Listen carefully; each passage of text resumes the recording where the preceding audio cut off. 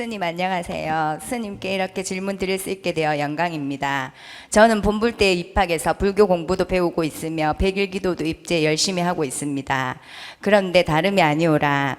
저는 항상 일어나지도 않을 미래의 불확실한 삶에 대한 걱정이 먼저 앞서서 생각하는 경향이 많아서 항상 마음이 편치 못하는 것 같습니다. 결혼 4년 차인데 아직까지 아이가 없는데요. 아이에 대한 생각도 혹시 낳아서 제대로 잘 키우지 못하면 어떡하나 하는 생각 때문에 꼭 아이를 낳아야 하나 말아야 하나 여러 가지 생각들로 마음이 많이 복잡하고요. 친정엄마는 올해는 어떻게든 시험관 시술이라도 해서 꼭 하나라도 낳으라고 말씀하시는데요.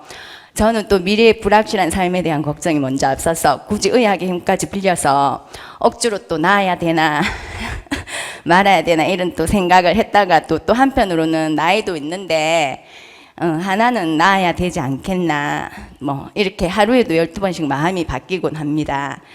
어떻게 하는 것이 지혜로운 삶을 살 수 있는지 항상 고민 속에 생각이 항상 깊어지고요. 스님, 제가 어떻게 부처님께 기도를 드려야 제 마음이 한결같이 편해질 수가 있을까요? 절에 다닌다고요? 네. 불교에서 가르치는 제일 핵심 가르침이 뭐예요? 불교하면 머리 탁 떠오르는 생각이 뭐예요? 전문 불교 교리를 몰라도 그냥 자비로운 마음요. 저는 불교하면 주로 무슨 얘기예요?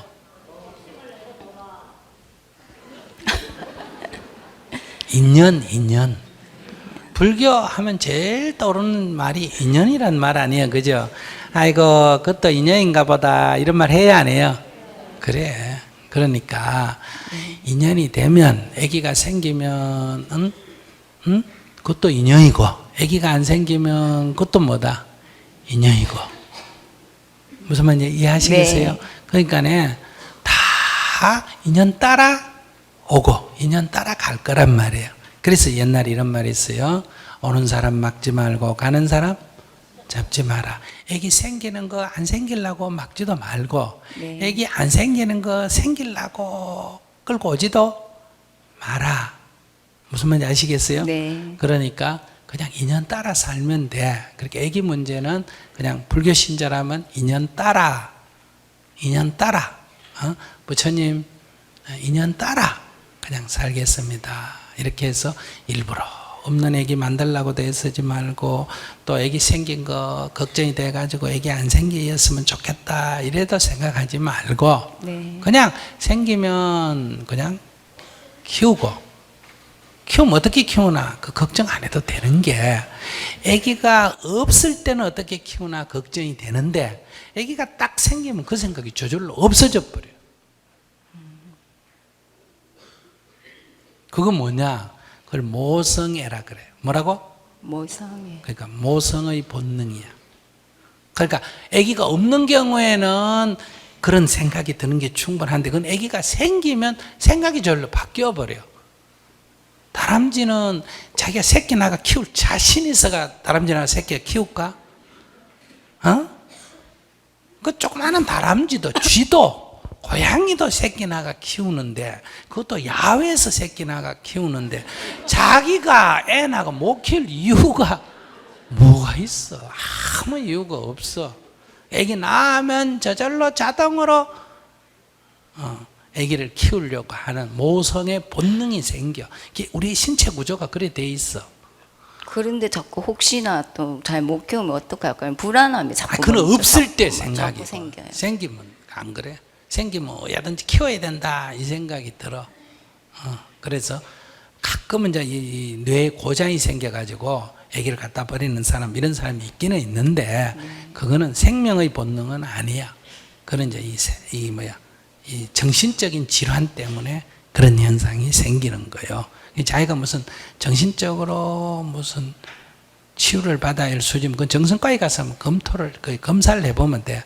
그럼 정신적으로 문제가 있다 이러면 치유를 받아야 되고 정신적으로 조금 불안하지 그런 문제가 없다 그러면 육체의 이 생명의 본능에서는 새끼를 낳으면 키우려고 하는 게 저절로 생겨. 그건 쥐도 키우고 다람쥐도 키우고 염소도 키우고 다 키우잖아, 그지?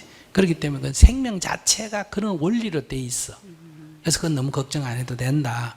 다만 약간 이 정신 프로그램에 이상이 생기면 살아있는 자살도 하잖아. 그죠? 네. 동물 같은 데 자살하는 경우가 거의 없잖아. 그러니까 이건 이제 육체적인 문제가 아니라 정신적인 문제야. 정신적인 그런 약간 문제가 있으면 그건 치료를 받아야 돼. 애기 문제하고 관계가 없어.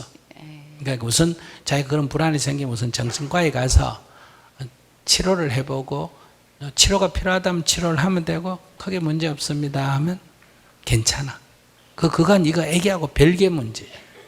그 다음에 애기는 생기면 낳고 안 생기면 애기가 없는 인연이니까 스님은 애기 없이 이렇게 잘 살아야 안 살아요? 잘 사세요. 근데 자기가 애기 없다고 못 살 이유가 뭐가 있어?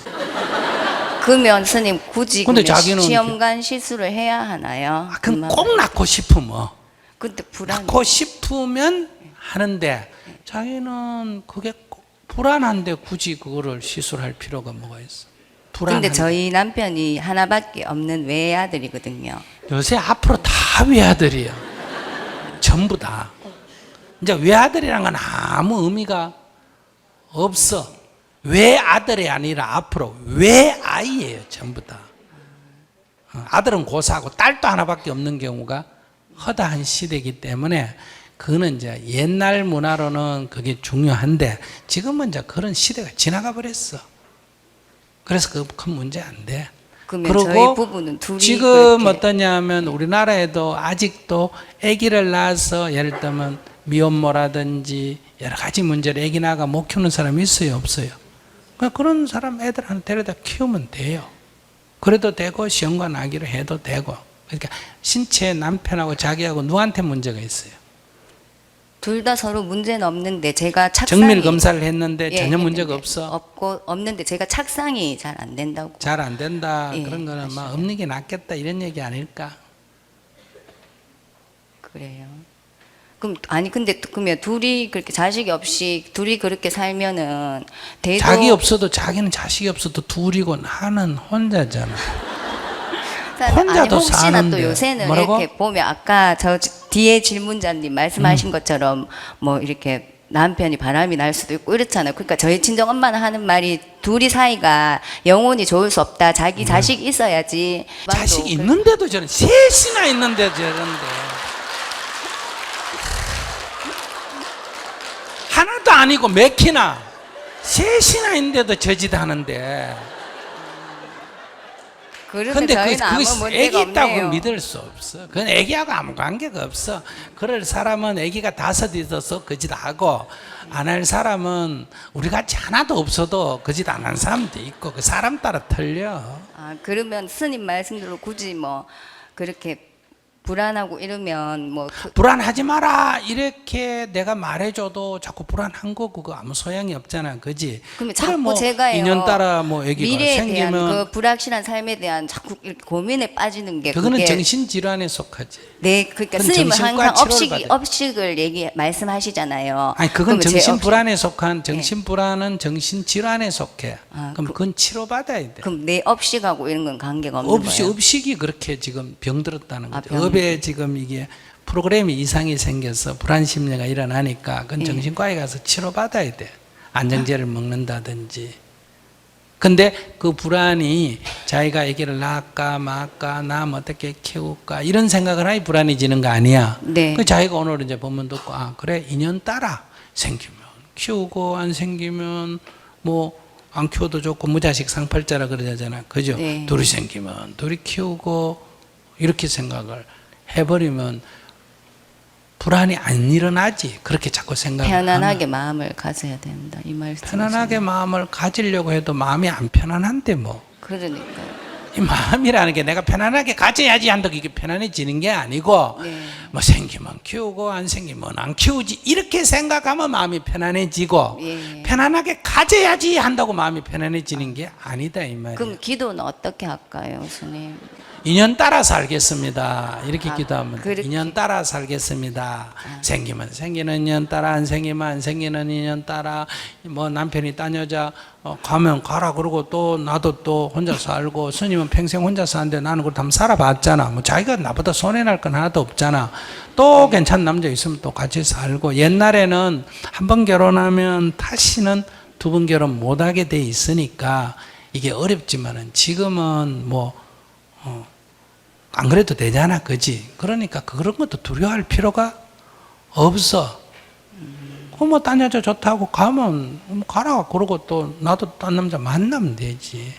뭐, 평생 한 남자 만나서 사는 것보다 두세 한번 살아보고 죽는 게 안 낫나?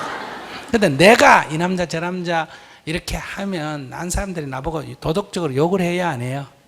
근데 지가 알아서 이렇게 비켜주니까 난 욕도 안 얻어먹고 동정받으면서 딴 남자 만날 수 있잖아. 그래서 그것도 내가 보기 별로 어려운 문제 아니야.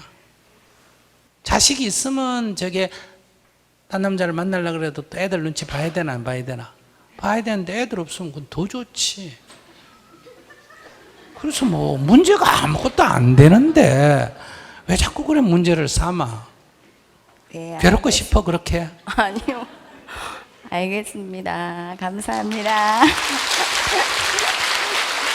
자, 또 기도문을 갖는다면 이렇게 두 가지 기도를 하세요. 첫째는 인연 따라 살겠습니다. 부처님, 인연 따라 살겠습니다. 부처님, 저는 편안합니다. 이렇게 기도해야 돼요. 그러니까 편안하게 해주세요. 이렇게 기도하면 안 돼요. 편안하게 해주세요. 이 말은 내가 불안하다는 걸 말하거든. 나는 편안합니다. 감사합니다. 이렇게 기도를 해야 돼. 그러니까 나는 이미 편안하게 사니까 부처님의 은혜로 편안하게 사니까 저는 감사합니다. 이렇게 감사 기도 주세요. 이게 좋은 기도 아니야. 줄지 안 줄지도 모르는 일이고. 아시겠어요? 그 매달려야 줄 일인데 나는 이미 받았어. 받아버렸기 때문에 고맙다고 감사 기도를 해야 돼. 그래서 인연 따라 살겠습니다. 부처님, 저는 인연 따라 살겠습니다. 저는 편안하게 잘 살고 있습니다. 감사합니다. 이렇게 기도하면 좋아질 거예요. 네. 저는 결혼한 지 한 달 만에 그 임신을 했었는데 유산을 했습니다. 그 다음부터는 약간 그러니까 이제는 병원에 가니까 저기 위험하다고 해서 3주 동안 절대 움직이지 말라고 해서 집에서 이렇게 있어 봤는데도 잘못했습니다. 그래서 그러고 나서 이제 한 1년 정도가 흘렀는데 또 약간 좀 임신하는 게 두렵고 했습니다. 그런데 이제는 그 스님 말씀도 이렇게 책으로도 많이 접하고 하다가 여기 와서 이제는 수행 맛보기라는 거를 알고 이제는 이제 며칠 안 됐지만 해보니까 너무 좋아서 이제는 이제 다시 아기 가지는 거에 대해서 다시 생각을 해보고 이제는 제가 108배를 하니까 아주 이제는 마음이 많이 안정이 된다는 걸 느꼈습니다. 그래서 이제는 100일 입제도 제가 신청을 하려고 하고 있습니다. 만약에 임신을 해가지고, 그러니까 제가 이걸 좀 여쭤보기 좀 죄송은 한데, 만약에 100일 입제를 하고 이제는 계속 수행을 쭉 계속 하고 싶은 마음이 지금 많이 있습니다. 시작을 해볼 거고 열심히 할 건데 만약에 그렇게 되면 이제는 첫 번째 잘못됐을 적에도 3주 동안 이렇게 누워 있으라 했는데도 잘못됐기 때문에 또 이제는 기우겠지만 또 만약에 이렇게 임신을 하게 되면 수행을 어떻게 해야 되는지. 수행을 어떻게 하기는 계속 절하면 되지. 그러니까 뱃속에서 유산이라는 거는 이렇게 태어나면 안 좋으니까 했더니 저절로 알아서 유산이 되는 거니까 그 가슴 아파할 필요가 하나도 없어. 몰랐어 그래. 몰랐어. 알면 그렇게 울 일도 아니고 감사해야 될 일이야. 그러니까 이제 부처님 법 만나 보니까 내가 유산한 게 아기를 안 낳은 게 참 이게 갚이구나. 내가 이게 지금 잘못된 게 아니고 이게 정말 큰 도움이구나. 부처님 감사합니다. 나는 그걸 잘못된 줄 알았더니 그게 정말 좋은 일이었군요. 이렇게 딱 하고 지나간 건 놓고 앞으로는 이렇게 열심히 기도를 해요. 기도를 하는데 유산이 되면 아직 좋은 아이 낳길 때가 멀었구나. 이렇게 생각하면 돼. 그러니까 두려워할 털 것만큼도 두려워할 필요 없어. 내가 죽이거나 하는 게 문제지 지 알아서 죽는 거는 신경 쓸 필요가 없어. 제가 그 결혼을 하고 환경이 많이 바뀌면서 그러니까 제가 조금 마음이 좀 자꾸 생각이 나는 게 그 환경이 바뀌면서 제가 많이 좀 힘들어하고 이렇게 신랑 그러니까 자꾸 기도하면 자연적 저절로 태어나면 좋으면 저절로 태어나게 되고 태어나는 게 안 좋으면 저절로 유산이 되든지 안 생기든지 하는 거니까 그런 머리 굴릴 필요가 없다니까. 감사합니다. 그러고 오늘 내가 편지를 하나 아까 받았는데 감사 편지인데 법회 못 온다고. 근데 아기를 결혼한 지 10년까지 아기가 안 생겨가지고 그래가지고 근심 걱정 투성인데 스님께 물었더니 스님이 아기 안 생긴 게 부처님의 은혜인 줄 알아라. 천만 다행인 줄 알아라. 그래서 아이고 그래서 불교 공부하고 감사 기도했더니 아기가 도리어 지금 생겨가지고 자기 마음도 바뀌고 행복해지고 아기도 생기고 10년 만에 그렇다고 아까 여기 편지가 하나 와 있던데. 그러니까 그런 거 쓸데없는 걱정하지 말고 그렇게 예민하고 근심 걱정해가 애기 나오면 애기 문제다. 안 생기는 게 낫지. 감사합니다. 한 가지만 더 여쭤보겠습니다. 신랑이 성격이 참 착하고 강직하고 이 세상이 원래 이 세상이 부조리한 세상인데 그 부조리함을 못 견디고 이렇게 참 바른 생활로 살아가는 사람입니다. 그래서 제가 이렇게 스님 본문도 들어보고 불교라는 게 너무너무 좋고 해서 같이 와서 듣기도 했는데 사람이 다 똑같을 수는 없지만 이렇게 같이 100일 입제도 하고 싶고 한데 회사 바쁘고 이렇게 하니까 마음을 못 내는 것 같습니다. 제가 옆에서 어떻게 신랑한테 자기 기도나 해. 자기 기도부터 해. 알았어요? 남편 생각하지 말고 남편 바쁘니까 놔두고 남편이 기도하겠다 그래도 아이고 당신 바쁜데 어떻게 기도하나 내가 네 끝까지 해줄게만 네 놀아라 이렇게만. 네, 안녕하세요. 네. 지금 셋째 임신 중인데요. 네. 그냥 말하기 전에 생각만 해도 바로 슬퍼요? 아니요, 그런 건 아닌데 스님 얼굴 뵈니까 괜히 눈물이 막 나서. 애기 가진 엄마는 슬픈 마음을 내면 안 돼요. 네, 항상 웃어야지. 네, 예, 웃으면서 얘기하세요. 네. 전에는 그런 게 잘 없었거든요. 전에는 그냥 절에 가서 부처님 앞에 좀 앉아 있다가 오면은 욕심 나던 것도 욕심이 좀 버려지고 했는데요. 그래서 신랑이 뭐 월급이 남들보다 크고 작고 상관없이 집이 작고 해도 굉장히 행복했는데 얼마 전에 그 시부모님들께서 저희 좀 많이 힘들다고요. 그 남들이 보면 좀 웃을 돈이겠지만 작은 돈을 조금 주셨거든요. 근데 이상하게 그걸 받고 나서부터 자꾸 욕심이 생겨서요. 그러니까 왜 조금만 더 모으면은 뭔가를 할 수 있겠다라는 희망적인 생각도 있는데 그것 때문에 자꾸 그 아이들한테 해주는 것도 그렇고 남편한테 하는 것도 그렇고요. 지금 현재 자꾸 만족하는 마음이 자꾸 부족해져서 전에처럼 그냥 법당에 앉아서 그냥 조금 경전을 읽고 오고 해도 마음이 잘 안 비워지더라고요. 그래서 이걸 어떻게 해야 되는지 스님 오시면 꼭 여쭤보고 싶다고. 어떻게 하기는 시부모로도 받은 돈을 시부모에게 돌려줘 버리면 돼요.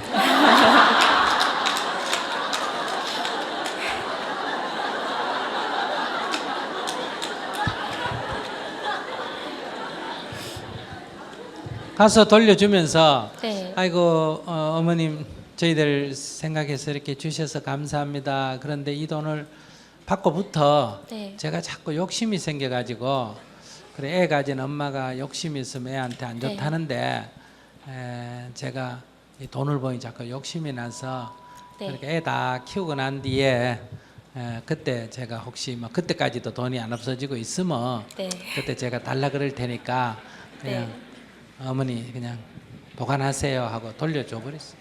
그러면 정말 마음이 다시 좀 편해질까요? 훨씬 편해지지. 이 복권 당첨되면 참 좋다 그러죠. 복권 당첨된 사람 중에 70%가 불행하게 죽었다 그래요. 다. 그렇게 행복하지 못했다 그래요. 이 사람이 자기 노력해서 벌어야지 그 우윳돈이 생기면 허황해져요. 그래서 보통 보면 뇌물로 받거나 노름운해가 따거나 한 돈들이 이렇게 정상적인 이런 생활에 잘 안 쓰여요. 네. 허황하게 돼요. 그래서 근데 인간 심리가 묘해요. 왜 옛날부터 이런 말이 있잖아요. 한마지기 논 한마지기 가진 사람하고 99마지기 가진 사람하고 있으면 누가 욕심 많게 하면 99마지기 가진 사람이 욕심 많다 그러죠. 왜? 저 한마지기만 가져오면 100마지기 탁 채울 텐데 아구를 맞출 텐데 이 말이야. 이런 마음이 들듯이 네. 자기도 지금 돈을 조금 주니까 여기 조금만 더 보태면 집을 산다 뭘 한다 자꾸 계획이 있을 거 아니에요. 그죠? 네. 뭐 그래서 그런 것 같아요. 근데 애기 임신 가진 엄마가 욕심내면 안 돼요. 네. 그런데 부모님한테 준 돈을 어디 또 내 돈 같으면 어디 써도 되겠는데 부모님이 주신 돈을 어디 쓰기도 좀 그렇죠. 네. 제일 좋은 거는 편한 게 이것저것. 제일 좋은 거는 스님한테 주는 게 제일 좋아요.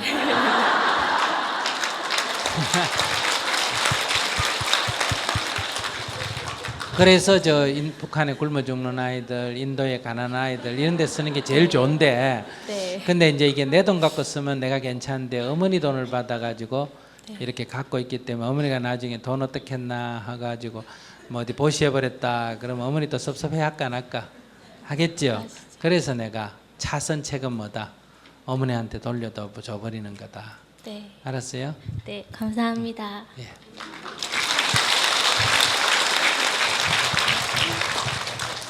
근데 엄마가 자식까지는 엄마가 딱 우리 아기를 돈보다 더 소중하게 여긴다. 돈도 좋지만은 이 돈 때문에 내가 마음이 흔들리면 우리 아기한테 안 좋으니까 아이고 우리 아기한테 좋다면 내가 뭐든지 다 버릴 각오가 딱 돼 있다. 벌써 이렇게 엄마가 마음을 먹으면 아기가 엄마에 대한 믿음이 어때요? 확 생기는 거예요. 그럼 아기 심리가 안정이 돼요. 무슨 말인지 아시겠어요? 부처님 어머니는 아기 딱 가졌을 때 갖기 전에 벌써 그 아기 가질 태몽국이 그때 딱 우리 같으면 설이나 이런 제가 이 뭐요 인도에서 이제 이런 명절이 돌아왔는데 40만 양의 금으로 가난한 사람을 위해서 딱 베풀었다 그러잖아요. 그리고 아기를 갖고 가졌을 때 그 세상이 이렇게 변했다고 경전에는 표현이 돼 있어요.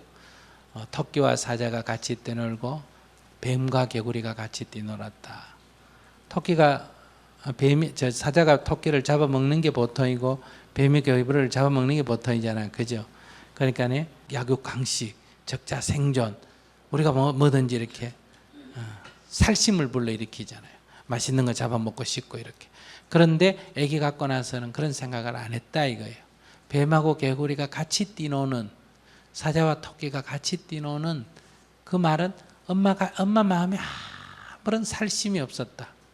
누굴 미워하거나 해치거나 이런 마음이 없었다 이런 얘기. 거기 또 보면 그 호명보살이 마야 부인의 태중에 딱 들자 세상은 어떤 일이 일어났냐. 장님이 눈을 뜨고 귀머거리가 소리를 듣게 되고 벙어리가 서로 말을 하게 되고 안전뱅이가 일어서게 되고 꼽추가 등을 펴게 되고 이런 얘기가 나옵니다. 그리고 마지막에 지옥의 불이 꺼졌다 이런 얘기가 나오거든요. 그 말은 뭐냐면 마야 부인의 마음이 고통이 없어지고 지혜의 눈이 열리고 지혜의 소리를 들을 수 있는 귀가 열리고 입으로는 진실을 말하고 이런 걸 상징하는 거다. 그러니까 산모가 이렇게 어떤 마음을 갖느냐가 아이에게 엄청나게 중요한 영향을 줍니다. 첫 번째가 태교, 두 번째가 3살 때까지 엄마가 항상 아이를 위해서 헌신적인 자세를 가져야 돼. 그러니까 산모거나 애기 엄마, 3살 이전에 애기 엄마일 때는 물론 남편이 애기 엄마한테 잘해주면 좋지만 잘 못해주더라도 애기 엄마가 내 아이를 위해서 항상 좋은 마음을 내야 돼. 그러니까 남편이 예를 들어서 뭐 술을 먹고 늦게 와도 아이고 그렇게 많이 드시고 오신다고 힘드셨죠 이렇게 얘기해야 되고 바람을 피웠다 그래도 어떻게 해야 된다. 아이고 저 대신 딴 여자분이 수고를 하셨군요. 이렇게. 이럴 정도로 해야 된다 이 말이 알았어요. 그러니까 어떤 경우에도 마음을 흐트러지면 안 된다. 그렇게 해야 아기가 아주 마음이 편안하고 행복한 그런 사람이 된다. 알았죠? 그러니까 이제 아기 엄마는 항상 해야 돼. 아기 엄마는 아기한테는 신이란 말이야. 근데 막 아기 가져가지고 막 중리 사니 하고 아기 낳아놓고 사니 못 사니 하고 이제 이러면 이제 아기가 정신적으로 굉장히 불안정해져. 그러면 이제 이게 사춘기가 되면 벌써 방황하게 되고 이제 나중에 우울증이 나타나고 이제 이렇게 자살하고 이제 이런 문제가 생긴다. 저는 6살과 2살 딸아이를 둔 네. 현재 셋째가 임신 중인데 아들이 아니면 어쩌나 하는 실망이 크고 너무 딸이면 싫을 것 같습니다. 어떻게 하면 마음을 다스려서 잘 할 수 있을지 너무 괴로워서 질문드립니다. 지금 딸이 둘인데 아들 놀러가 하나 더 가졌는데 딸이 멋잖아 걱정이에요? 네. 예. 딸이 7 뒤에 아들 낳아야 돼요. 이번에는 딸이라도 괜찮아요.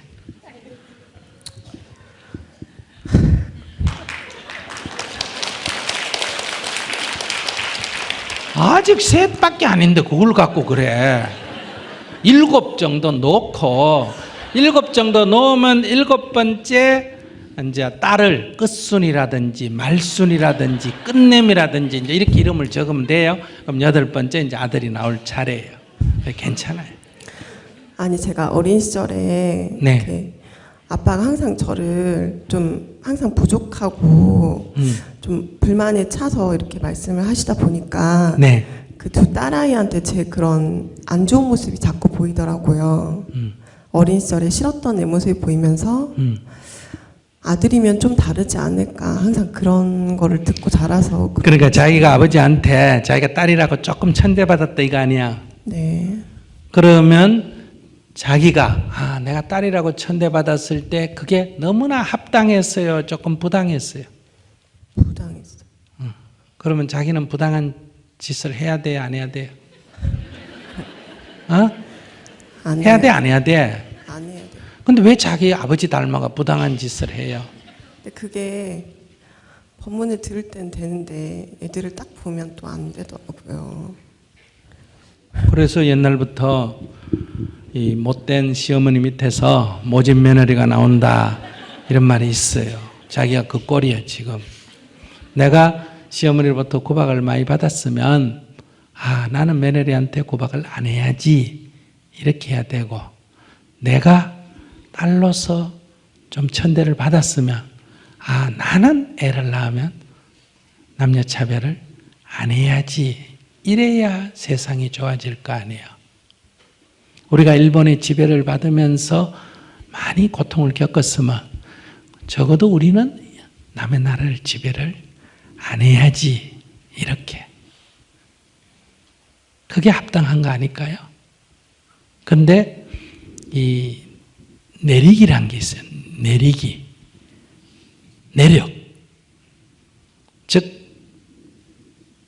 부모로부터 자식으로 이렇게 옛날 말로 하면 피를 타고 흐르는 이 내력이 있는데, 그게 시어머니가 모질면 며느리도 모질고, 아버지가 술 조정하면 아들도 술 조정하고, 이렇게 나쁘다고 하면서 배워가는 거예요. 군대 가서 자기보다 먼저 들어온 고참이 못되게 기합을 많이 주고 이러면 자기도 밑에 사람한테 못되게 기합을 많이 주고 이러는 거예요. 그걸 갖다 뭐냐? 배운 게 도둑질이다. 배운 게 그밖에 없다. 이렇게 되면 세상이 점점 나빠집니다.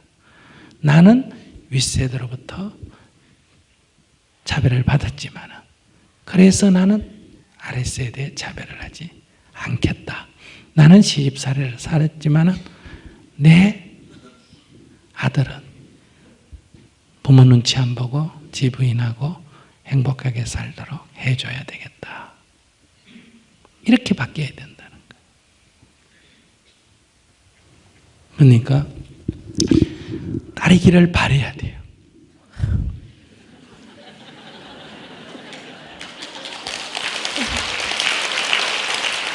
그러니까 오늘부터 기도를 할 때 부처님, 저는 딸이라고 조금, 많이는 아니지만 그래 조금 천대받았습니다. 저는 정말 딸을 낳아가 딸이라도 천년 천대 안 받고 태어날 때부터 기쁨으로 엄마가 기뻐하는 사람이 되도록 하겠습니다. 이렇게 기도를 하셔야 돼요.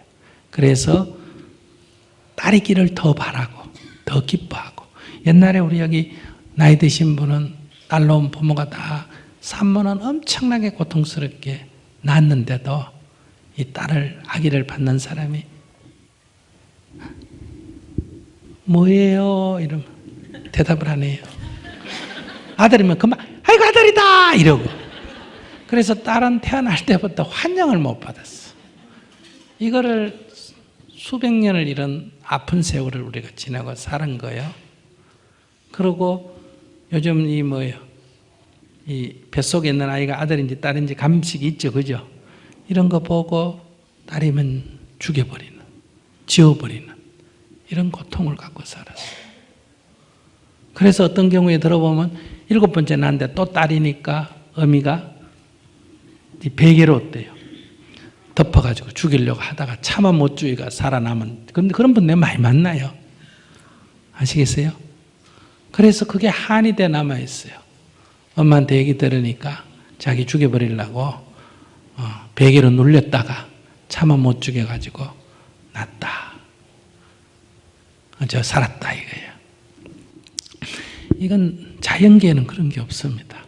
개가 새끼를 낳을 때 어미가 안 캐놨다고 죽이는 거 봤어요? 닭이 안병을 해라고 죽이는 거 봤어요? 또 개가 새끼를 낳을 때 흰 개가 까만 새끼를 낳았다고 까만 개 털 있는 거 죽이는 거 봤어요?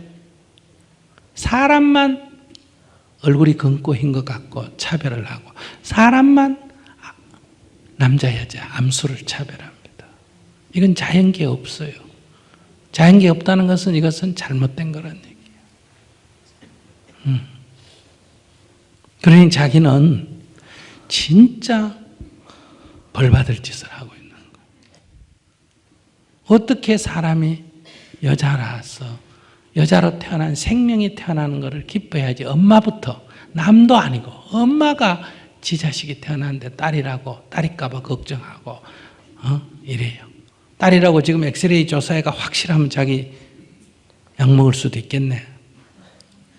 지금 그럴 위험도 있네. 그러니까 남한테 죽임을 당해도 억울한데 지 부모로부터 죽임을 당하면 얼마나 억울하겠어요. 응? 얼마나 억울하겠어. 그러니까 크게 그건 잘못 생각하는 거예요. 그래서 우리가 피부빛깔로 사람을 차별해도 안 되고, 남녀로 차별해도 안 되고, 신체 장애다 건강하다로 사람을 차별해도 안 돼요. 옛날에 차별했죠. 병신 같은 놈 이래가지고. 종교가 뭐라고 차별해도 안 되고, 국적이 뭐라고, 일본 사람들을 얼마나 차별해요. 조센징 이러면서 이래도 차별해도 안 되고, 양반 상놈 우리 이제 없어졌죠. 인도 가면 아직도 있어요. 이 계급으로 차별해도 안 되고, 사람은 그 무엇으로 차별하면 안 됩니다. 살아있는 사람은, 태어난 사람은 누구나 다 소중하다. 그러니 딸이기를 바라야 돼요. 그러면 재수 없이 아들 낳으면 어떠냐? 버려야 됩니까? 그건 재수 없지만 키워야 돼요. 자기가 아들이기를 바라면, 딸이 낳으면 기분이 나빠지는데, 자기가 딸이기를 기도하면 딸이 낳으면 기뻐지고, 아들이 낳아서 재수 없지만 그것도 뭐 괜찮아요. 그리고 어떻게 기도해야 될까? 딸이었으면 좋겠다 이렇게 기도해야 돼. 네. 알겠죠? 알겠습니다.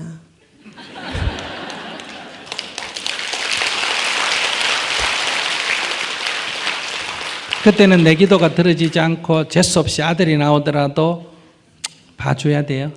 네, 알겠습니다. 그러나 내가 원하는 건 아들보다는 뭐다? 딸이다. 이렇게. 네, 알겠습니다. 감사합니다. 별로 알겠다는 소리가 아닌데. 아이고, 니하고 얘기해봐야 말이 안 된다. 지금 이래가 아마 마이크 놓으려고 그러지. 확실히 이해가 됐어요? 안 됐어요? 네, 이게 머리는 되는데 자꾸 마음이 안 돼가지고. 마음은 그래도 아들이기를 좋아? 아들이었으면 해? 아들 낳게 해줄까? 아이고, 참 어리석기는. 요즘 딸이 부모한테 잘해요? 아들이 잘해요? 이봐라. 우리 어머니가 딸아들을 엄청나게 차별하는 사람. 옛날 사람이나. 딸 둘이 아들 넷인데 큰 딸은 학교도 안 보냈어. 초등학교에도. 그래서 정부에 5.16 일어나고 강제로 정부에서 조사 나와가지고 안 보내는 거가 11살인가 이래가 강제로 학교에 집어넣어가 학교를 졸업했는데도 초등학교를 그때는 의무로 시켰으니까 글도 몰라가 나 60이 넘으셔가지고 그 노인정에 다니면서 한글 학교 다녀가 겨우 그걸 터득했었거든요. 자기가 지금 우리 어머니 같이 되려고 그래? 우리 어머니는 살았으면 거의 90 몇 세가 되는 연세가 드셔서 100년 전 사람이니까 그렇다 치더라도 자기가 지금 어느 시대에 태어나서 어떤 교육을 받고 자라가 아직도 그런 생각을 해요. 진짜 수준 이하다. 그러니 그렇게 부모가 그렇게 하면 안 된다. 부모는 자식이 아들이든 딸이든 자식이 공부를 잘하든 못하든 자식이 잘났든 못났든 신체가 건강하든 신체 장애로 태어나든 엄마는 똑같이 보살펴야 그게 엄마예요. 근데 이웃집 아줌마는 달라요. 이웃집 아줌마 인물 잘생기고 공부 잘하면 내 말 잘 들으면 좋고 말 안 듣고 그러면 저런 인간 필요 없다 그러고. 근데 이웃집 아줌마 자기가 왜 이웃집 아줌마 마음이 되나? 엄마 마음이 돼야지. 천하 사람들이 저거 인물도 못났고 저 신체 장애고 말도 안 듣고 공부도 못하고 저런 인간 뭐 때문에 태어났나 이래도 제 엄마만은 어때요? 나는 너를 사랑한다. 이래 보살피는 게 뭐다? 엄마예요. 우리가 볼 때는 별거 아닌데 쥐 엄마도 쥐 새끼는 이뻐해야 안 해요? 아이고 어미닭 병아리 이뻐해야 안 해요? 다람쥐도 쥐 새끼 이뻐해요. 이게 어미예요. 우리가 볼 때 그 쥐 새끼 이게 뭐 좋다고 그걸 이뻐해요? 그러니 엄마 마음으로 돌아가야 돼. 엄마는 그런 걸 따지면 안 돼. 그럼 벌써 뱃속에 있는 아기가 지금 위협을 느껴요. 알았죠? 네. 또 억지로 알았다는 거예요. 정말 알은 거예요. 또 머리 마른 거예요. 마음으로 받아들여요. 어느 정도. 마음으로 받아들이려고요. 그러니까 자기 세대에서는 이제는 더 이상 남녀로 차별은 안 해야 된다. 그리고 자기에게도 딸이 훨씬 미래에 크면 자기한테 잘해요. 요즘 며느리가 시어머니 모시는 건 어렵습니다. 그저 며느리는 우리 아들하고 안 헤어지고 살아주는 것만 해도 고맙다. 아이고 고맙다 고맙다. 오라 그래도 안 가야 돼요. 알았죠? 그저 살아주는 것만 해도 고맙다. 이래야 돼. 그리고 늙은 부모를 모시는 건 딸은 어릴 때부터 자기가 키워준 은혜가 있으니까 모실 가능성이 있지만은 며느리가 뭐 때문에 모셔요? 사실 따지고 보면. 옛날에는 그게 의무라서 하지만 앞으로 안 그래요. 그 우리 집에 딸 둘 아들 넷인데요. 아들 넷인 다 애먹였어요. 큰아들은 엄마하고 아버지하고 갈등이 있어가지고 애먹이고, 둘째 아들은 외국가가 안 보여가 애먹이고, 셋째 아들은 하나 유일하게 대학 보내는 데모해가지고 애먹이고 감옥 가가 애먹이고, 넷째 아들은 중대가 애먹이고. 아들 4개 때문에 우리 어머니가 일찍 돌아가신 거예요. 그래도 나는 이렇게 생각했어요. 큰아들도 둘째도 셋째도 아들이 다 문제니까 제가 한때 엄마한테 그랬어요. 내가 20대 때인가 그런데. 어머니, 저는 어머니 애 안 먹였죠. 그랬어요. 저는 뭐 감옥 간 것도 아니고 외국 간 것도 아니고 무슨 뭐 사고 친 것도 아니고 대학 간다고 놈 파는 것도 아니고 아무 집에 진짜 경제적으로 피해 하나 안 줬거든요. 그래서 저는 뭐 애매긴 게 없잖아요. 그랬더니 우리 어머니 이 세상에 나를 가슴 아프게 한다 해도 니보다 더한 게 어딨노 이러더라.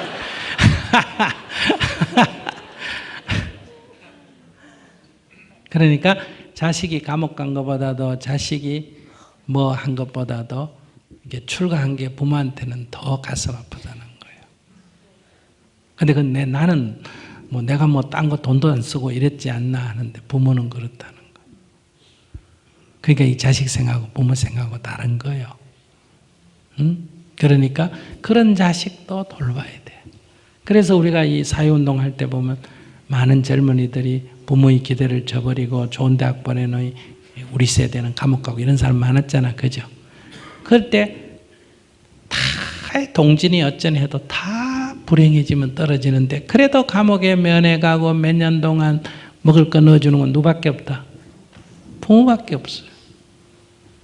내가 형제 겪어봤는데 형제도 아니에요. 오직 부모밖에 없어요. 이게 부모예요. 근데 뭐 딸이라고 뭐 어떡하겠다고? 에이, 내 같으면 뱃속에서 막 내가 애라면 들었어 막 발로 막 사정없이 차가지고 좀 애를 먹이겠다. 그런 생각하면 안 돼. 알았죠? 그러니까 딱 지금부터 버리고 가자. 건강하게 살고 행복하게 살았다오. 딸이면 더 좋다. 나는 절대 너를 차별하지 않고 잘 돌보겠다. 이렇게 기도하셔야 돼. 그렇다고 또 재수 없이 아들 난다고 갖다 버리지는 말고. 감사합니다. 안녕하세요, 스님. 저는 임신 8개월에 접어든 예비맘입니다. 태교를 위해 듣기 시작한 스님의 강연을 들으며 신랑과의 관계도 좋아지고 제 삶의 주인공으로 살아가는 방법을 깨우치게 되어 스님께 매우 감사드립니다. 그럼에도 불구하고 아직 어리석어 아이를 출산하는 방법을 두고 고민에 빠져 있습니다. 바로 제왕절개를 하느냐 자연분만을 하느냐를 두고 고민하고 있는데 왜 이런 고민을 하게 되었는지 좀 긴 설명이 필요할 것 같습니다. 신랑과는 10년의 긴 연애를 했습니다. 제가 신랑과 연애를 길게 했던 가장 큰 이유는 아버지의 반대 때문이었습니다. 바로 궁합이 안 맞는다는 이유에서였습니다. 저희 둘의 궁합을 보시고는 신랑이 바람기가 많고 자식은 뭐 본인의 자식이 아니라고 하였습니다. 뭐 다시 말해서 자식과 연이 없다. 낳아도 이별수가 있다. 그 말은 자식을 낳아준 여자와 헤어진다. 뭐 그렇게 말씀을 하시며 반대를 하셨습니다. 제가 그러한 장르를 믿고 안 믿고를 떠나서 저 역시 불우한 가정 환경 속에서 자라서 아버지와 관계가 매우 안 좋고 새엄마와 살면서 늘 생모의 정을 그리워했기 때문에 그러한 점괘는 제 트라우마를 건드렸습니다. 어쨌거나 지금은 이렇게 뱃속에 소중한 아기가 자라고 있고 부모님도 더는 반대하지 못하고 승낙을 하셨습니다. 아기가 생기면서 알게 모르게 불안정했던 저희 둘의 관계도 안정을 찾게 되었고 관계도 더 좋아졌습니다. 그리고 스님의 법문을 들으며 제가 변화하니 신랑도 너무 좋아하고 있고요. 한 번도 누려보지 못한 행복한 시간 속에서 지내고 있습니다. 그러면서 한편으로는 이전의 궁합을 보면서 들었던 이야기들이 불쑥불쑥 떠올라 불안하였습니다. 어디서 들은 얘기는 있어가지고 아이도 부부를 이어주는 아이가 있고 부부관계를 안 좋게 만드는 아이가 있다는 말이나 이전에 아버지께서 저희의 결혼을 반대하시면서 하셨던 말들이 떠올라 태계를 받아 낳기로 했고 그 도사님이 잡아준 태기를 예정일보다 2주 정도 빠르게 날짜를 잡아주셨습니다. 그러면서 하시는 말씀이 뭐 몇 월 며칠 몇 시에 낳으면 아버지를 닮아서 나올 것이고 아버지하고 사이도 나쁘지 않은데 그 날짜 이후에 나오면 아버지하고 정도 없고 뭐 이별수도 있다는 말을 하였습니다. 저는 위에서도 언급했듯이 아버지하고 관계도 안 좋고 가정 환경이 불우했기 때문에 이런 점괘가 매우 신경이 쓰입니다. 그래서 뭐가 문제예요? 그런데, 그러니까 제가 지금 신경 쓰이는 거는 이런 저의 어리석은 그러니까 어쨌든 불우한 과거사를 극복하지 못하는 이런 어리석은 믿음 때문에 어쨌든 아이가 자기가 나올 날은, 이렇게 때가 돼서 나와야 되는데 제가 그런 어떤 어리석은 믿음 때문에 아이를 억지로 이렇게 날짜를 받아가지고 끄집어내서 더 큰 과오를 범하는 거는 아닌지 아니면 그럼에도 불구하고 뭐 그냥 그렇게 믿고 싶다면 그렇게 믿고 뭐 재앙절개를 해도 문제가 뭐 없다 뭐 이런 건지 그러니까 제가 지금 좀 그러니까 좋을 대로 하라고. 자기 좋을 대로. 그건 아무 문제가 없어. 자기가 그걸 믿겠다는데 그걸 어떻게 하느님을 믿겠다, 부처님을 믿겠다 하는데 자기가 그걸 믿고 재앙절개를 해서 낳든지 자기는 자연분만 할 때까지 기다렸다가 분만을 하다가 자연분만이 잘 안 되면 그때 수술을 하든지 그건 자기 선택의 문제예요. 어느 게 맞고 틀리고가 없다 이 말이에요. 그런데 인간의 운명이 그걸 제왕절개 수술해가 2, 3일 먼저 또는 1, 2주 먼저 끄집어냈다고 운명이 바뀌고 늦게 났다고 운명이 안 바뀌고 이럴까? 자기가 상식적으로 한번 생각해 봐라.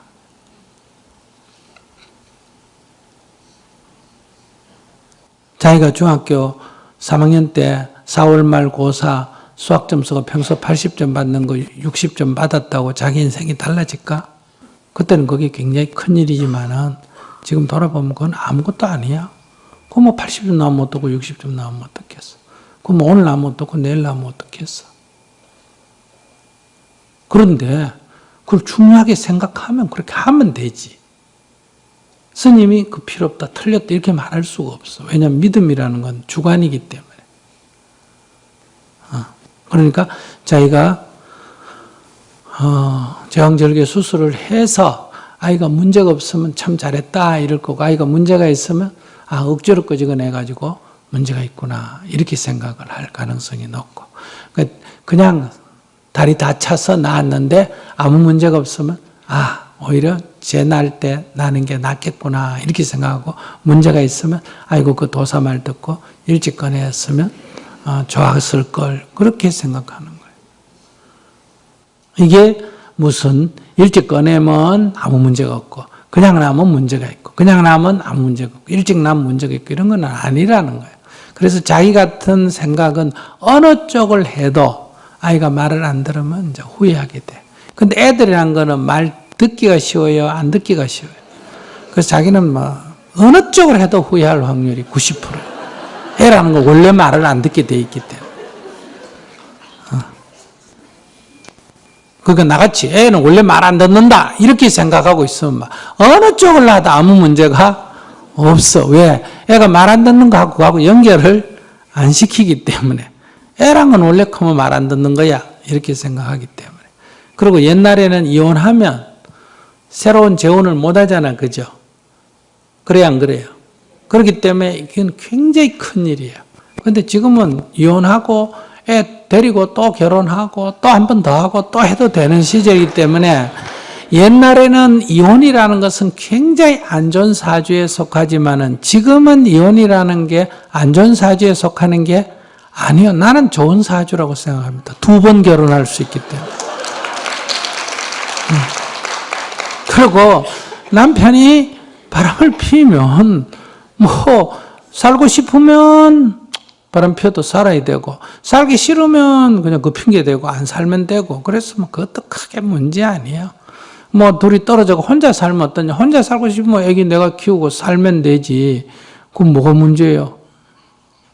그건 혼자 사는 게 요즘 옛날엔 여자는 아무 직장도 없고 수입원이 없는데 오직 남자 밑에 붙어가 살 때는 남자한테 구박받거나 이혼당하면 뭐 인생이 완전히 불행이 닥쳐오지만 지금은 술 먹고 뭐 돌아다니는 남자 같은 건 없는 게 어때요? 훨씬 나아요. 사는데. 그렇기 때문에 자기 뭐 직장 다니겠다, 수입이 있겠다, 뭐 애 키우고 살면 되고, 재혼하고 싶으면 재혼하면 되고, 뭐 혼자 살면서 한번 해봐야 결혼 건 별거다. 그냥 애 키우면서 뭐 연애하고 싶으면 남자친구 두고 연애하고 살아도 되고, 세상이 이렇게 다 열려 있는데 그게 무슨 걱정이에요? 아무 걱정거리도 아니야. 자기 좋을 대로 하면 돼요.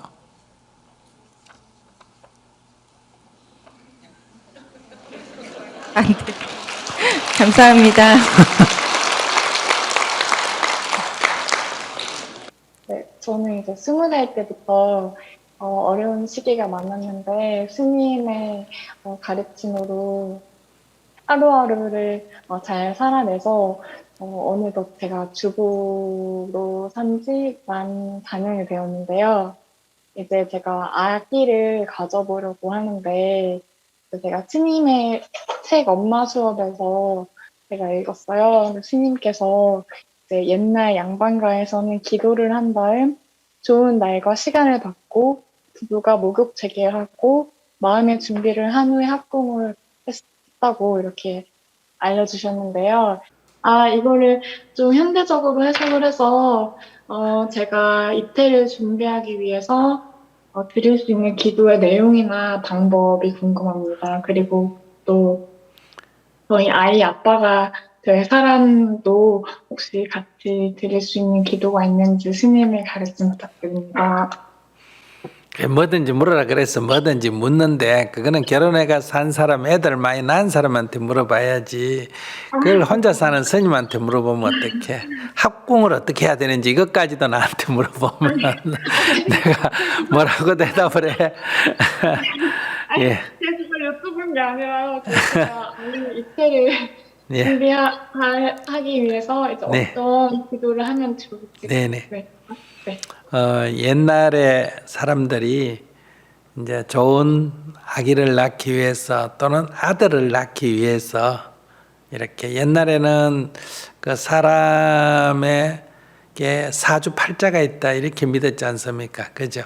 그렇게 믿다 보니까 이제 날을 잡아가 좋은 날을 잡아가 좋은 시를 잡아가 이제 합방을 시킨다든지 이렇게 했거든요. 왜냐하면 그냥 부부가 같이 살면 애를 퍽퍽 넣는 집에는 그런 게 없고 양반 집에 돈은 많고 지체도 높은데 그냥 결혼한 지 오래됐는데도 아기가 안 생기고 그러니까 이제 그런 이제 풍속이 생긴 거예요. 그리고 또 엄마가 기도를 많이 해서 낳은 사람들이 좀 후덕하다 이렇게 또 전해 내려오고 있습니다.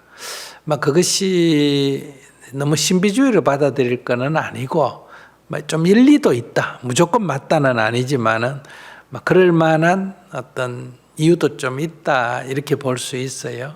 그래서 지금 질문자가 질문하듯이 이제 이 태교와 그 다음에 이제 애가 어릴 때 키울 때 이제 엄마가 어떻게 하는 게 아이에게 정신적, 육체적 건강이 좋은가 이런 거는 이제 옛날에 수많은 경험을 갖고 사람들이 해오면서 한 얘기가 있기 때문에 옛말에도 진실이 있다 이런 얘기고 또 옛날에는 이런 과학적인 이런 지식이 없었기 때문에 또 잘못된 그런 믿음도 있다 이렇게 볼 수가 있습니다.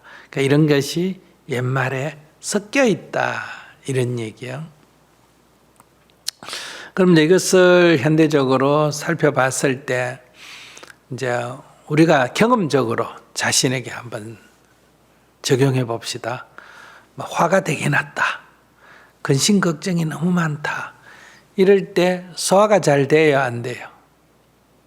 됩니다. 네, 소화가 잘 안 되죠. 예, 밥을 먹어도 소화가 잘 안 된다. 체하기가 쉽고. 왜 그럴까? 이제 이게 긴장을 하거나 화를 내도 이게 긴장이 크잖아요. 또 상심이 돼도 걱정, 근심이 많으면 긴장이 된단 말이에요. 이 긴장이 되면 우리 몸에 있는 신경들이 다 긴장을 하게 되니까 위도 어때요? 긴장을 하게 되는 거예요. 그러니까 위가 잘 안 움직인다는 거예요. 그러니까 위가 이렇게 잘 움직여줘야 이 소화가 되는데, 장이 또 잘 움직여줘야 소화가 되는데, 이 위나 장이 너무 사람이 긴장하고 신경을 쓰면 잘 움직이지를 못해요. 그래서 소화가 안 된다. 그러니까 너무 걱정이 많으면 우리가 속병 앓는다 이런 말 하잖아요. 주로 위가 나빠집니다. 뭐 일부 그 얘기에 의하면 사형수들을 오늘 아침을 먹고 이제 오후에 사형을 시키는데, 이 사형수들이 그날 아침을 먹어도 오늘 자기가 죽는다고 생각하니까 엄청나게 긴장이 되거나 걱정이 될 거 아니겠어요. 그래서 사형을 한 뒤에 이 위를 이렇게 해부해 보면 음식이 하나도 소화가 안 되고 그대로 있다, 뭐 이런 얘기도 있어요. 이거는 충분히 가능한 얘기겠죠. 우리가 경험적으로도 알 수 있는 얘기니까. 그러니까 이게 소화가 잘 되고 혈액순환이 잘 돼야 자궁으로 연결된 아기에게도 어때요? 영양 공급도 잘 되고 그럴 거 아니겠어요. 근데 이제 소화가 안 되고 혈액순환이 잘 안 되고 하면 아기한테 나쁜 영향을 줄 수밖에 없다. 또 위나 이 장만 긴장이 되는 게 아니라 자궁도 내 몸의 일부니까 같이 긴장을 하게 되면 긴장을 하게 된단 말이에요. 그러면 그 자궁 안에서 자라고 있는 아이에게 같이 어떤 그 긴장을 초래하게 된다. 그래서 태교할 때 아기 엄마는 절대로 이렇게 슬프거나 걱정이 되거나 험악한 놀라거나 이런 걸 하면 안 된다 하는 게 옛날 얘기인데, 그래서 애기 엄마에게는 장례집에도 못 가게 하고 소나 개 잡는 그런 광경도 못 보게 하고 싸우는 데도 못 가게 하고 이런 험한 꼴을 가능하면 안 보도록 한다 이 말이에요. 그리고 이제 태교하는 책도 보면 뭐 꽃과 나비, 사슴들이 있는 이런 평화로운 그런 그림들을 본단 말이에요. 그건 왜 그럴까? 인간은 바깥의 상황에 자극을 받기 때문에 그런 자극을 덜 받음으로 해서 긴장이 덜 되고 마음이 편안해지니까 애기한테도 좋다. 이런 얘기겠죠. 그것은 과학적으로 따져도 굉장히 일리가 있는 얘기다. 이렇게 볼 수 있습니다. 그러니까 오늘날은 뭐 그런 걸 이제 예를 든다면 요즘 따지면 이제 참혹한 그런 막 살상 행위를 하는 그런 영화나 연극 같은 거를 안 봐야 되겠죠. 그런 소설 같은 것도 안 봐야 되겠고, 그런 참혹한 뉴스 같은 것도 안 보는 게 좋고, 그런 거 안 본다 해도 부부가 싸우는 거 안 좋겠죠. 부부가 싸우면 여자가, 애기 엄마가 마음이 상하니까 이제 애기한테 안 좋고, 그래서 이렇게 막 강도가 들거나 옛날에도 뭐 길 가다가 이렇게 넘어져가 놀라거나 이러면 애기가 떨어진다 이런 말이 있잖아요. 그 뱃속에 있는 애기가 죽게 된다 이런 얘기예요. 그래서 이 태교의 가장 중요한 거는 엄마가 자기 몸을 편안하게 해줘야 된다. 그것이 아기를 편안하게 하는 길이다. 이렇게 말할 수가 있습니다. 부처님, 어머니가 부처님 잉태했을 때 보면 그 많은 재물을 이렇게 어떤 큰 명절 같은 게 있을 때마다 사람들에게 널리 베풀고 이렇게 했다는 거예요. 자선행위를 많이 했다. 그럼 자선행위를 많이 했다는 건 자선행위를 했기 때문에 복을 받았다. 이건 옛날식이고, 이렇게 베풀 때는 마음이 편안하잖아요. 기분이 좋지 않습니까? 그죠? 내 걸 뭘 뺏기 가지고 막 억울해하는 거는 긴장이 되지만은 자기가 사람들에게 어려운 사람에게 널리 베풀었다. 음식을 차려가 주니까 사람들이 막 먹고 좋아했다. 이렇게 어려운 사람에게 뭔가 지원을 했더니 사람들이 좋아하는 모습을 본다는 것은 마음이 굉장히 이렇게 편안하다는 것을 의미한다. 자, 그런 면에서 태교가 매우 중요하다고 말할 수 있고요. 두 번째, 이제 우리가 긴장을 하거나 하면 이 뇌에서 이게 파장이 나갑니다. 아주 강하게 나가죠. 근데 우리 세포는 아주 여리기 때문에 그런 어떤 우주파라든지 방사성이라든지 뇌파라든지 이런 거에 의해서 이 유전자 서열이 약간 교란이 일어날 수도 있습니다. 그래서 돌연변이가 생기고 이러거든요. 그리고 또 태아는 이제 세포가 수정란이 세포 하나잖아요. 하나에서 이제 분열해가 2개 되고 분열해가 4개 되고 이렇게 될 때는 아직 이게 신체 어느 부분이 된다는 게 그때까지는 아직 정해져 있지 않죠. 이게 점점 이제 세포가 불어나면서 이제 우리의 이런 오장육부의 각 부분으로 이제 구성이 돼 나가는데, 그 초기에 아주 연약할 때, 그럴 때는 신경을 많이 쓰면 이 장애를 불러일으킬 수가 있다. 그러니까 유전적으로 내려오는 그런 병은 어쩔 수가 없지 않습니까? 그건 먹기도 한다고 되는 건 아니에요. 그러나 유전적이지 않은데도 이 아기를 가진 엄마가 지나친 긴장을 하거나 신경을 쓰게 되면 이 아주 어릴 때, 그럴 때 신경을 쓰게 되면 장애를 초래할 수가 있다, 이런 얘기. 그렇기 때문에 우리가 산모를 굉장히 보호해야 된다. 그러면 이제 남편은 무슨 역할을 하느냐? 남편은 아무 역할을 할 게 없어요. 그러면 아기에게 직접적인 영향을 주는 것은 산모죠. 산모가 첫째 마음이 편해야 되고, 그럼 산모를 마음을 편하게 하는데 부부가 싸우게 되면 산모 마음이 안 편하니까 남편은 아기를 위해서 기도하는 게 아니라 아기를 위해서 기도하는 것은 아내를 편안하게 해주는 게 남편이 최고로 할 수 있는 일이다, 이렇게 볼 수 있고. 그럼 시어머니는 손자를 위해서 뭘 하느냐? 역시 며느리가 아기 엄마가 마음을 편안하게 갖도록 이렇게 잔소리하지 말고 가능하면 포용해 주는 게 좋다, 이거예요. 그런데 우리는 좋은 손자를 갖고 싶으면서 며느리는 구박하고, 좋은 아이를 갖고 싶으면서 아내를 괴롭힌다면 좋은 아이가 나기가 어렵다. 그러니까 옆에 있는 사람은 간접적인 영향이고, 그러나 산모는 남편이 어떻게 하든 시어머니가 어떻게 하든 주위 환경이 어떻든 내 아이를 내가 보호해야 되기 때문에 그들과의 갈등이 일어난다면 아이에게 나쁘다, 이거예요. 그래서 기도를 어떻게 해야 되느냐? 우리 아이 좋은 아이 되게 해주세요. 이런 거는 빈말이다, 이거예요. 실제로 아무 도움이 안 된다. 그러니까 내가 마음이 편안하려면 남편을 미워하거나 원망하면 내 마음이 편해질 수가 없잖아요. 그러니까 남편을 자꾸 좋게 봐야 되는 거, 억지로라도. 늦게 들어오면 왜 늦게 들어오나 이렇게 긴장하지 말고, 아이고 그래도 들어와서 고맙습니다, 이렇게 마음을 내야 된다. 그러면 안 들어와도 아이고 그래도 안 죽고 살아서 감사합니다, 이렇게 매사를 긍정적으로 생각을 해야 이 내가 어때요? 마음이 편안하다, 이거예요. 그러니까 내가 행복해야 아이에게도 좋다. 내가 편안해야 아이에게도 좋다. 그러려면 남편을 좋게 보고 시어머니를 좋게 보고 주위 환경을 좋게 봐야 내 마음이 편안해진다.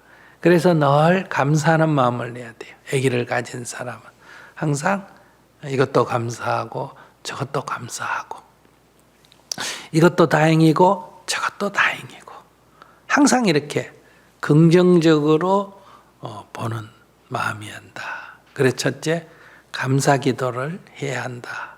아이를 위해서 내가 기도한다면 불평불만이나 이런 것이 아니라 항상 감사합니다, 감사합니다 하는 이런 기도를 할 때 내가 편안해지고 그것이 아이에게 좋은 영향을 주게 된다, 이런 얘기고요. 그 다음에 이제 생물학적으로 아기가 생기는 것은 수정란에 의해서 아기가 생기는 거 아니겠어요? 그러니까 강제로 성폭행 당했다고 해서 아기가 안 생기고 서로 사랑해서 만났다고 아기가 생기고 그런 건 아니에요. 그건 그냥 생물학적으로 인공수정을 해도 되잖아요. 아무 사랑이 없이 그냥 시험관에서 이렇게 인공수정을 해도 되지 않습니까? 그렇기 때문에 그 합방 그 자체는 그렇게 제가 볼 때는 생물학적으로 볼 때는 중요한 거는 아니다. 그러나 이제 그 서로 사랑하는 마음을 가질 때는 여자가 마음이 편한데 만약에 성폭행이나 이런 강제로 당했을 때는 그 성폭행을 당할 때뿐만 아니라 그 이후에도 계속 마음이 괴롭지 않습니까? 그렇기 때문에 아기에게 나쁜 영향을 준다. 이렇게 볼 수 있어요. 그러니까 가장 중요한 것은 서로 아끼고 사랑하는 마음을 내는 것. 애를 갖겠다 하고 욕심을 내면 그것도 바로 욕심이잖아요. 그러니까 서로가 좋아서 함께 행복을 누리면 아기는 자연적으로 생길 인연이 되면 생기고 생길 인연이 없으면 안 생기는 거지. 그것에 의학적으로 봐서 어떤 문제가 있냐. 뭐 정자수가 적다든지 배란이 안 된다든지 하면 그는 이제 의사의 도움을 얻으면 된다. 중요한 것은 이제 그런 욕심을 내지 말고 애를 잘 키워야 되겠다, 잘 낳아야 되겠다 이런 생각 자체가 결과적으로는 나쁜 효과를 나타낸다. 그래서 항상 서로가 아끼는 마음, 사랑하는 마음이고 서로에 대해서 감사하는 마음을 내고 주위에 대해서도 감사하는 마음을 낸다. 그런 마음으로 태교를 하고 아기를 낳았을 때도 태어난 아기는 굉장히 주변의 영향을 많이 받기 때문에 모른다고 막 팽개치고 막 악을 쓰고 싸우고 이러면 안 돼. 훨씬 더 나쁜 영향을 준다. 그래서 항상 3살 때까지는 아이가 자아가 형성되는 시기이기 때문에 엄마의 심성이 아이의 자아의 심성이 형성되는데 거의 80~90% 영향을 줍니다. 그러니까 아기 어릴 때 엄마가 선한 마음을 내고 항상 자비로운 마음을 내고 항상 겸손한 마음을 내고 이렇게 할 때 아이도 그 심성을 받게 된다. 마치 우리가 컴퓨터에서 프로그램을 다운받는 거하고 마찬가지입니다.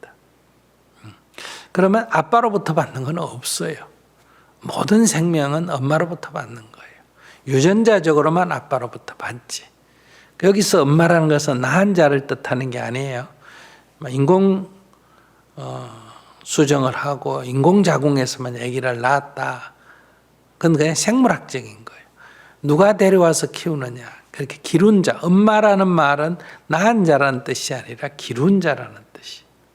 그러니까 어떤 마음으로 항상 내가 행복하게 살면 아이는 저절로 좋은 심성을 갖게 된다. 내가 아이를 위해서 막 악을 쓰고 막 죽기 살기로 막 살면 아이의 심성이 악심이 형성이 되게 돼 있습니다. 그래서 첫째 태교도 편안하도록 사물을 긍정적으로 보고 또 아기가 3살 때까지도 자아가 형성되는 시기에 항상 아이를 아끼고 성질내고 욕심내고 막 미워하고 원망하는 것은 아이에게 나쁜 영향을 준다. 이렇게 볼 수 있고요. 그래서 사물을 긍정적으로 보는 게 가장 중요하다. 그래서 감사 기도를 많이 해야 되고 선행을 베풀어야 된다. 그리고 남편은 아내가 편안하도록 항상 아내의 마음이 이렇게 슬프지 않도록 긴장하지 않도록 괴롭지 않도록 이렇게 해주는 것이 자녀를 위하는 길이다. 이렇게 말할 수 있겠습니다.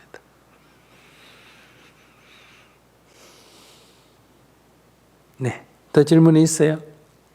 네, 스님. 제가 스님께 송구스럽지만 제가 사주를 본 적이 있는데요.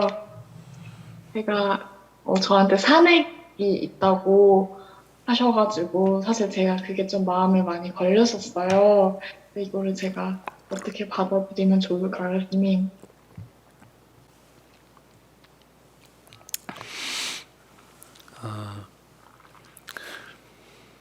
옛날에 인생을 살아가면서 예기치 못한 일을 많이 겪게 되잖아요. 갑자기 오늘같이 이렇게 추워진다든지 그럴 때 임금이 못된 짓을 하면 하늘이 노해가지고 추위를 줬다. 하늘이 노해서 홍수를 했다. 노아의 홍수도 그런 논리 아닙니까? 그죠?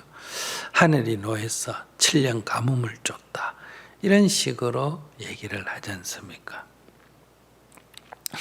그러면 우리가 알 수 없는 그런 예기치 못한 일들을 이렇게 세상에서는 세 가지로 설명을 했습니다. 그런 자기가 설명한다고 한 사람들이 첫째가 신의 뜻이다. 신이 노했다.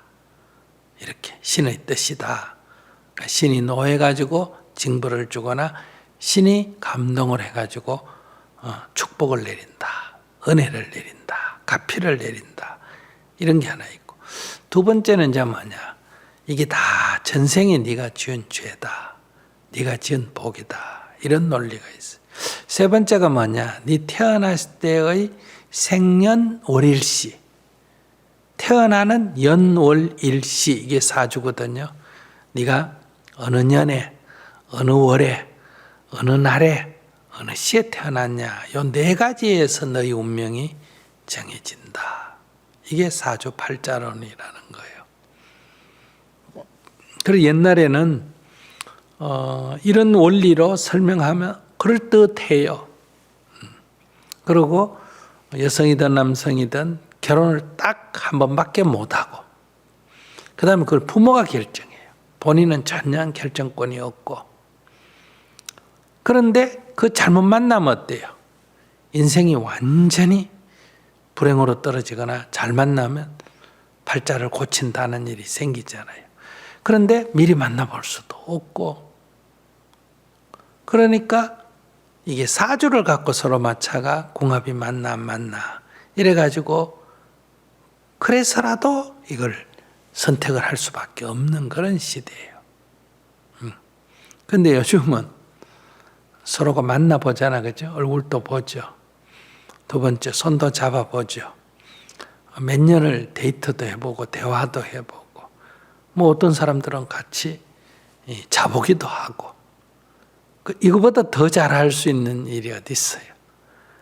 그러니까 이게 불가능할 때, 서로를 알기가 불가능할 때, 그래도 어쨌든 좀 알아보려고 한 게 그런 이론이 나왔는데, 요즘은 그런 게 필요 없잖아요. 옛날에는 감기 걸리거나 몸살 걸리면, 여러 가지 붓도 하고 이랬는데, 요즘은 약 있는데 그럴 필요가 없잖아요. 그런 것처럼. 그러니까, 아직도 그런 것으로 신이 뜻이다, 전생의 과보다, 사주팔자다 하는 것은 운명론이에요. 우리의 운명이 정해져 있다라는 그런 논인데 그것은 올바른 관점이 아니다.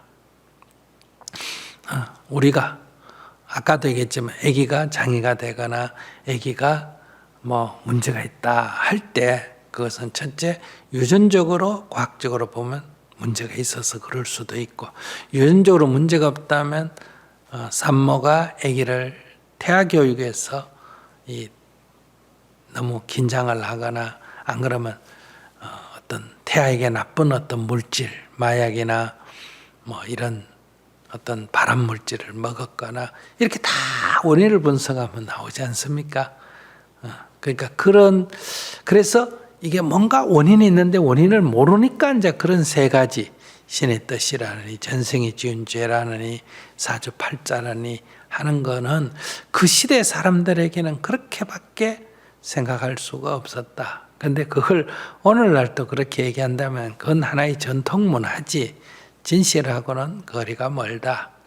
부처님은 이걸 보러 2600년 전에 이 세 가지는 바른 길이 아니다라고 했는데 2600년이 지난 지금 아직도 그런 얘기를 하고 있다 그러면 자기가 학습 능력이 좀 부족하거나 안 그러면 무조건 그런 거 보고 좋다 그러면 좋고 싫다 그러면 무슨 부적이라도 달아가 피하려고 하는 그런 얄팍한 그런 생각에서 나온 거다.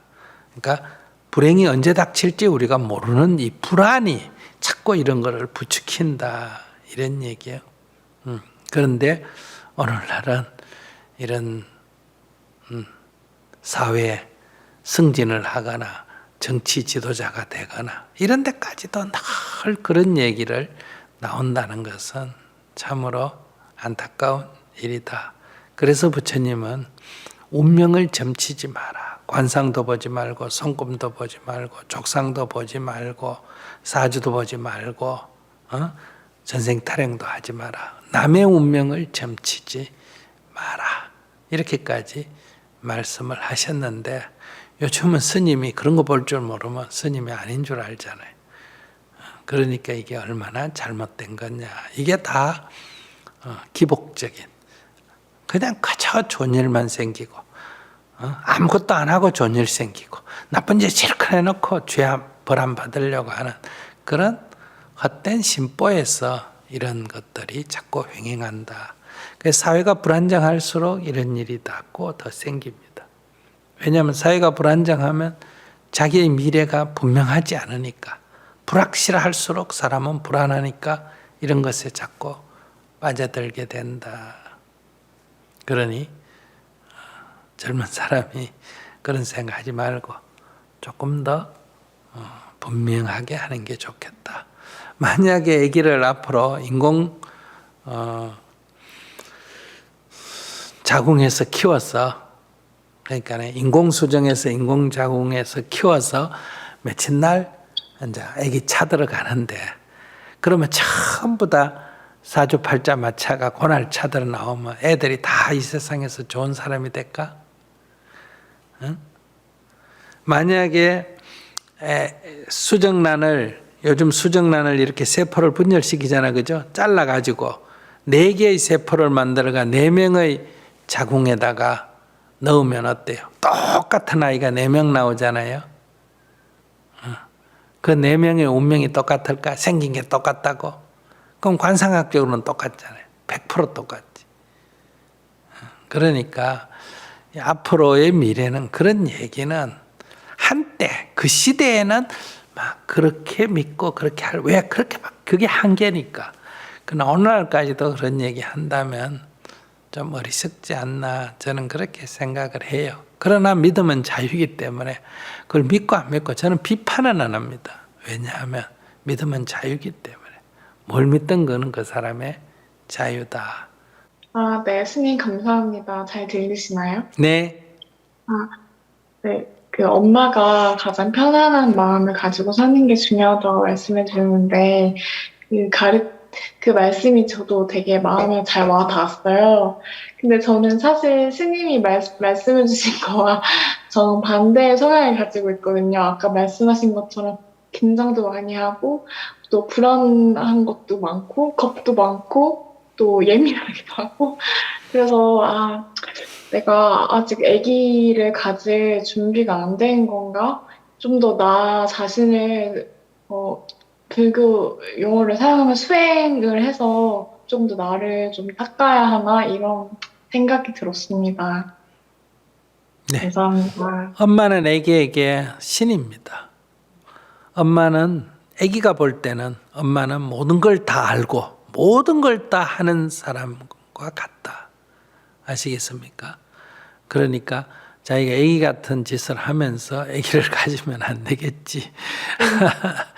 그러니까 그런데 또 어떠냐 우리의 이 생존 방식이 아기를 갖게 되면 엄마가 저절로 또 됩니다. 그러니까 처녀의 몸으로 또는 혼자의 몸으로 자꾸 엄마 같이 하면 연습해 본다고 쉽게 되는 거 아니에요.